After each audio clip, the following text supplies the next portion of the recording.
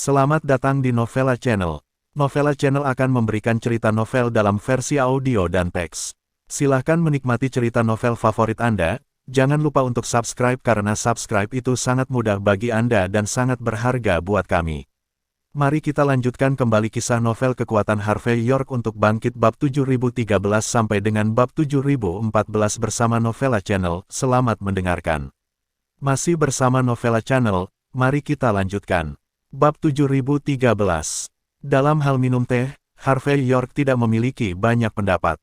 Bagaimanapun, sampai batas tertentu, ini mewakili ketulusan tuan kedua dari keluarga Chen. Setelah menatap Yeri Gosing, Harvey York tidak berbicara omong kosong, tetapi langsung masuk ke mobil Diego. Setengah jam kemudian, Harvey York kembali ke Jiecheng dan tiba di perbatasan tempat aula bela diri Chen berada. Ini adalah manor besar yang terletak di tepi Jiecheng. Ada hamparan hutan purba di manor, dan banyak hewan liar dapat dilihat di hutan. Tetapi ketika Harvey York dan Diego berjalan ke tempat ini bersama-sama, mereka melihat seorang lelaki tua berambut abu-abu dan mengenakan setelan tunik Cina memegang busur, menembak mangsa di kejauhan. Tak satu pun dari mangsa bisa melarikan diri di bawah panahnya. Harvey York bahkan melihat binatang buas seperti citah, serigala, dan harimau. Hanya dapat dikatakan bahwa keterampilan memanah master kedua keluarga Chen luar biasa, dan tidak ada bandingannya. Yang paling penting adalah Harvey York melihat bahwa keluarga Chen ini tidak lebih dari dia tidak menggunakan napas dalam, dia tidak menggunakan seni bela diri, tetapi mengandalkan kekuatan fisik biasa dari seorang pria parubaya untuk melakukan semua ini. Hanya dapat dikatakan bahwa itu langka dan berharga, dan akan menjadi tua dan kuat. Melihat ekspresi emosi Harvey York, Diego menggerakkan bibirnya dan berkata dengan tenang, binatang buas ini bukan asli Jiecheng. Aku menghabiskan banyak uang dan usaha untuk membawa mereka dari dunia luar. Binatang buas ini selama 10,5 bulan, memberi makan banyak hewan kecil, dan memulihkan keliaran mereka sebelum melepaskan mereka untuk diburu orang tua saya.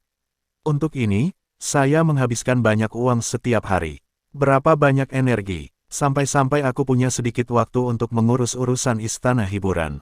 Jika aku punya lebih banyak waktu, seharusnya tidak seperti ini.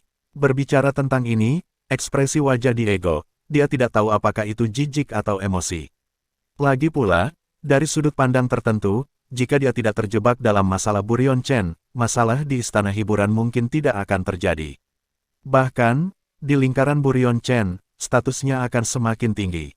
Mendengar emosi Diego, Harvey York tidak memiliki banyak ekspresi, tetapi tersenyum, dan duduk di sudut meja teh di tepi tempat berburu, begitu membuka teh baru, dan menyeduhnya sendiri. Orang tua itu menyiapkan teh sancong dari Gunung Phoenix, dan kemungkinan besar itu adalah Tong Tianxiang yang legendaris, jadi setelah beberapa teguk saja, Harvey York merasa segar kembali. Melihat gerakan Harvey York, mata Diego terus berkedut. Dia sendiri tidak berani bersikap sombong di depan orang tuanya, dia hanya bisa mengatakan bahwa Harvey York benar-benar terlalu sombong. Pada saat ini, tuan kedua dari keluarga Chen, yang menarik panahan dari kejauhan, langsung menarik tali busur pada saat ini. Dia melihat bulu panah meraung ke arah Harvey York dan Diego.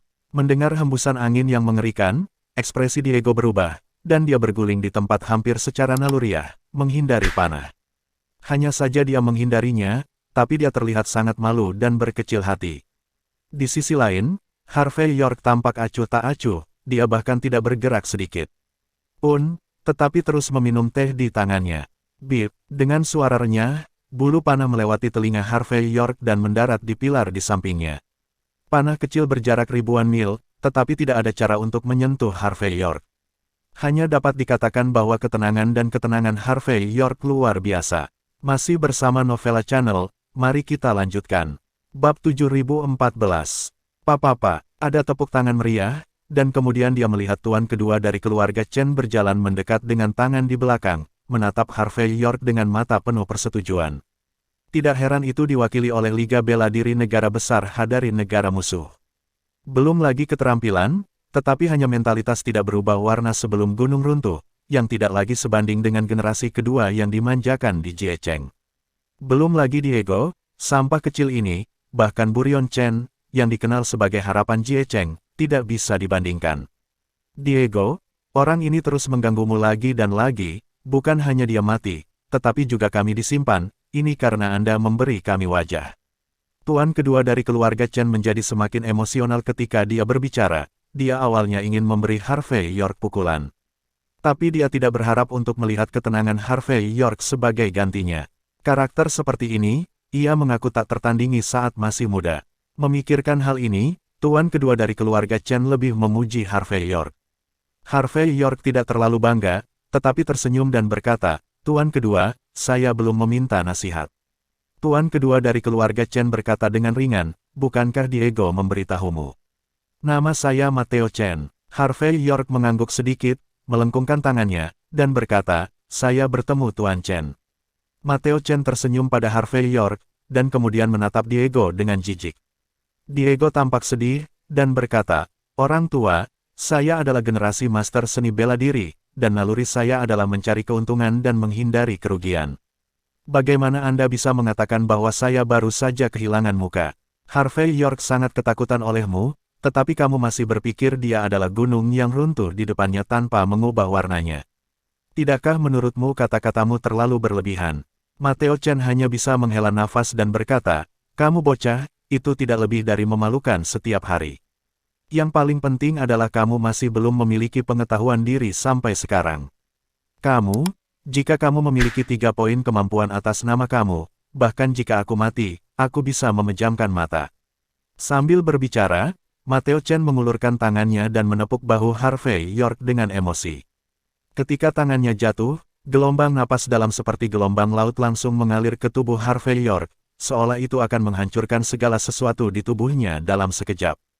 Tapi ekspresi Harvey York tidak berubah sama sekali, sebaliknya, dia tersenyum ringan, seolah-olah Mateo Chen adalah seorang tetua dan dia harus menanggung tindakannya. Dan setelah mengambil beberapa bidikan, Mateo Chen tiba-tiba dipenuhi dengan keterkejutan saat melihat ekspresi Harvey York yang tidak berubah.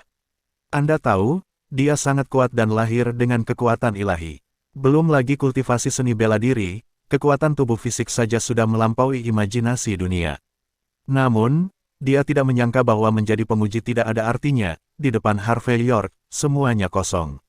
Mateo Chen sedikit kesal, dia hanya meningkatkan kekuatannya, itu bukan lagi ujian, tetapi benar-benar ingin memberi tahu pemenangnya. Namun, ketika dia menggunakan 7 atau 8 tingkat kekuatannya, Harvey York masih tidak mengubah wajahnya, dan dia sempat melirik teko pasir ungu di depannya, dan berkata, "Tetua Chen, yang paling tabu untuk teh tunggal ini direndam dalam air panas untuk waktu yang lama. Jika terus seperti ini, saya harus mengganti minumannya. Tidak, satu hal teh saya mahal, dan kuncinya hanya beberapa kati setahun." Mateo Chen segera melepaskannya dengan ekspresi kesakitan di wajahnya.